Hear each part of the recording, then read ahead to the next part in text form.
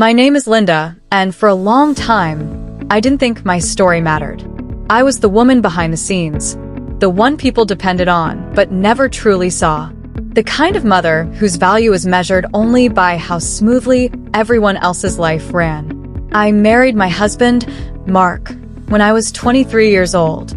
We were young, hopeful, and certain that love would carry us through anything. He had confidence and ambition. I had a nursing degree and a heart that wanted to care for people.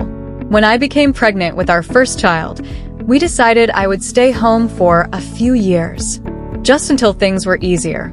I believed that. At first, I loved being a mother. I loved the small hands, the bedtime stories, the feeling that I was needed. I told myself I would go back to nursing when the kids were older, but life kept happening. Another child, then another. Responsibilities stacked up quietly, one on top of the other. Years passed before I realized I hadn't thought about my own dreams in a very long time. We lived in a quiet American suburb, the kind of place where everything looks perfect from the outside. Clean lawns, holiday decorations, smiling family photos. Inside our home, I worked from morning until night. I woke up before everyone else. I cooked, cleaned, organized schedules, paid bills, handled school meetings, doctor appointments, emotional breakdowns, forgotten homework, scraped knees, broken hearts. I was always busy, always tired, always needed, and slowly always taken for granted. As the children grew older, something shifted. Gratitude disappeared. Respect faded. What I did every day became invisible. If dinner was late, they complained. If the house wasn't spotless, they rolled their eyes. If I asked for help, they acted inconvenienced.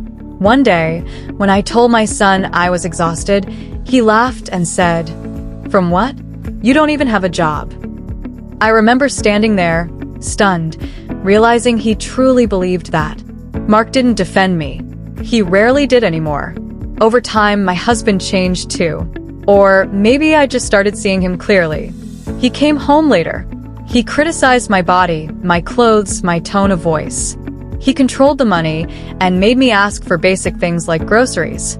When I mentioned returning to nursing, he dismissed me completely. "At your age," he said, "be realistic. This is your life now." Little by little, my confidence disappeared. I stopped arguing.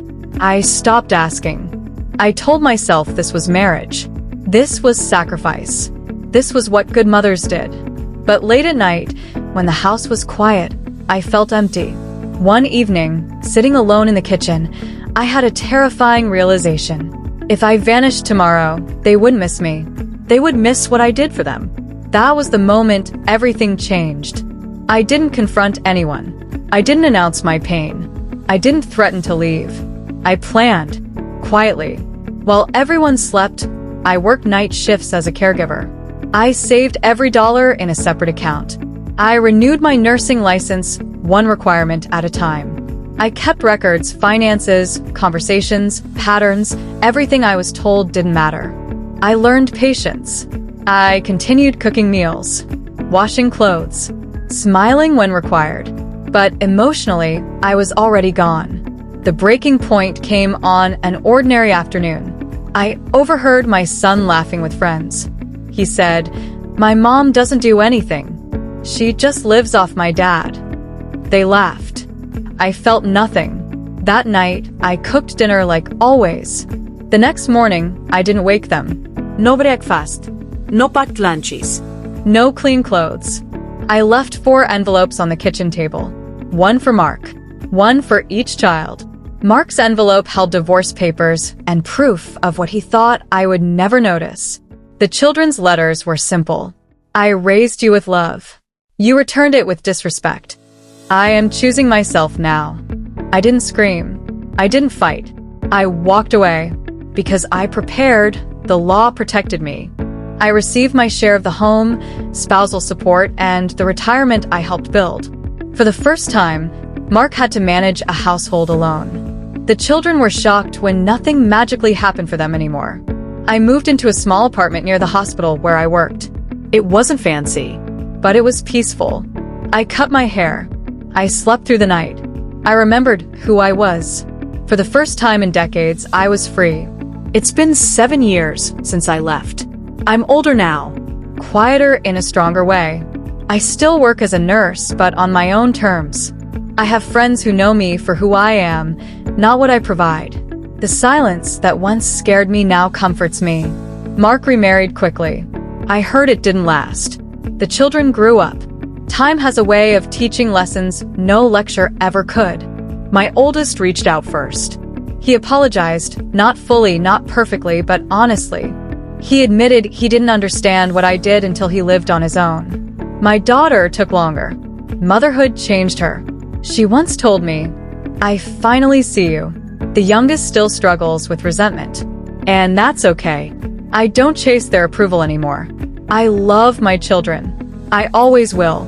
But love no longer means self-erasure. Looking back, I don't regret leaving. I regret staying silent for so long. This isn't a story about revenge.